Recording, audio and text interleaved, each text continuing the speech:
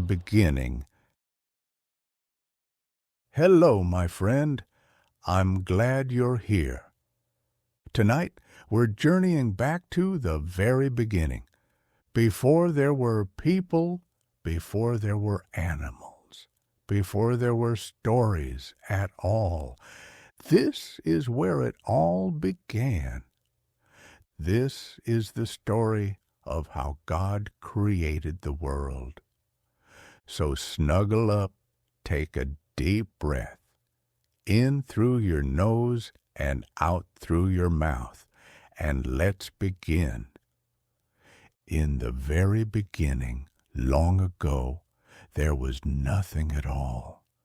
No sky up above, no ground down below, no light to see, no sound to hear, nothing to feel, smell, or taste. Only a deep and quiet darkness. The world was empty, like an empty page before you start drawing. Only God was there. He had always been there, full of love and creative power. God had a wonderful plan, and He was finally ready to begin. On the first day, God spoke. His voice was sure and strong, yet calm and peaceful. "Let there be light," He said. And suddenly, light filled the darkness. Soft light, warm light, bright light. The darkness was wiped away as the light took its place. God called the light day, and the darkness night. And God looked at the light and saw that it was good. Evening came, and morning followed. That was the first day. On the second day, God spoke again. This time, He made the wide open sky. He placed the sky high above, stretching it out like a beautiful blue blanket. White clouds and the Holy Spirit drifted gently through it. The air was fresh and clean. God looked at the sky and saw that it was good. Then evening came and morning followed. That was the second day. On the third day, God made something wonderful. He gathered the waters together so that dry land could appear. Mountains rose up, hills formed, wide plains stretched out. God called the dry land earth, and the gathered waters seas. Then God's life spilled over into the land. Green grass began to grow. Sweet-smelling flowers opened their petals. Tall fruit trees stretched their branches toward the sky. Every plant was made just the way it should be according to His design. God looked at the earth, full of color and life, and saw that it was good. Then evening came, and morning followed. That was the third day. On the fourth day, God placed big lights in the sky. He made the sun to shine brightly during the day, warming the earth. He made the moon to glow gently at night when everything cooled down. And He scattered the stars across the sky up high like tiny lamps. Each star had its place, sparkling exactly as God planned. God looked at the sun, the moon and the stars, and saw that they were good.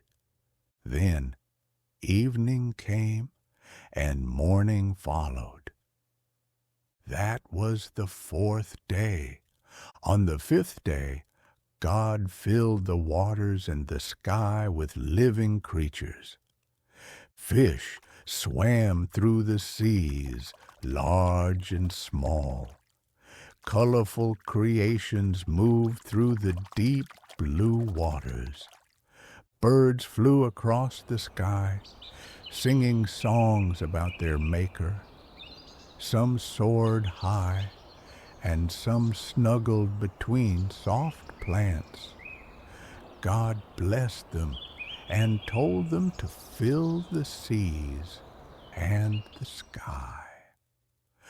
God looked at all the living creatures and saw that they were good. Then evening came, and morning followed. That was the 5th day. On the 6th day, God made the animals that lived on the land, big and small, fast and slow. He made animals that ran, crawled, and rested in the shade. Each animal was made with care by God's design. And God saw that it was good. Then it was time to create something special, not just something God would look at, but someone he would walk with, someone who could hear his voice, someone who could feel, have emotion, and even express love. So, finally, God made a friend. Everything else was made by his words, but now he knelt down and got his hands dirty. God reached down into the dust of the ground and crafted with care. From the earth itself, God formed Adam, the first man. Then God gave him a kiss, breathing his own breath into Adam, and Adam lived. God smiled and said, "Now that's very good." Adam opened his eyes to a world full of beauty.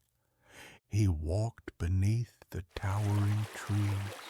He listened to the rushing rivers, and God was there with him all the time, speaking, guiding, caring. Adam was made in God's image, made to know God, made to walk with God, made to care for everything God had created. But God saw something was still missing. Adam was alone. He was sad. So God caused Adam to fall into a deep, peaceful sleep. And from Adam, God made someone new. When Adam woke up, he saw a beautiful being standing before him. Something deep inside his heart knew she was special. She was not a stranger. She was part of him.